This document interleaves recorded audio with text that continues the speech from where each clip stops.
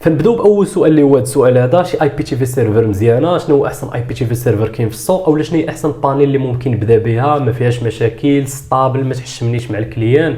فالجواب ديال هذا السؤال هذا هو ما كاينش شي اي بي تي في سيرفر ستابل، ما كاينش شي بانيل واو واعره ما فيهاش مشاكل. فالسؤال الحقيقي اللي خصك تصور راسك، شنو هي الدوله اللي انت مستهدف باش ممكن نلقاو شنو هو احسن سيرفر في ديك الدوله اولا بارابور لديك الدوله اللي انت مستهدف. بالنسبه لهذا الغلط هذا كيطيحوا فيه بزاف ديال الناس اللي مبتدئين وحتى الناس اللي هما بروفيسيونيل للاسف. فاول حاجه خصك تعرف، بانيل غاليه ما كتعنيش انها بانيل واعره وما فيهاش مشاكل اولا سيرفر معفي من الخطا. فنعطيكم واحد المثال بسيط من الاكسبيريونس ديالي في البدايات ديالي. طبيعه الحال في المجال كنت سيبليت واحد الدوله اكس، كنت شريت واحد البانيل اللي هي غاليه اللي تقريبا كدير واحد 1800 درهم. علاش شريت هذا البانيل هذه؟ باش طبيعه الحال تكون عندي الجوده ويكون عندي واحد السيرفر اللي ما فيهش مشاكل واللي طبيعه الحال كيخدم بواحد الكاليتي اللي هي مزيانه. فمن بعد ما طلعت في ديك الدوله وبديت كنجيب الكليان وبديت كنجيب الترافيك، تفاجأت انه سيرفر عامر مشاكل، كليان كيتشكى وكاين بزاف ديال المشاكل في داك السيرفر رغم من انه غالي. فاذا بيا في الاخير السيرفر ديال 90 درهم غيخدم ليا مخير في ديك الدوله ومشاكل قلال ولي كليون ساتيسفي ديال بصح. فهنا خصك تفهم باللي السيرفر غالي ما كيعنيش انه سيرفر د كاليتي،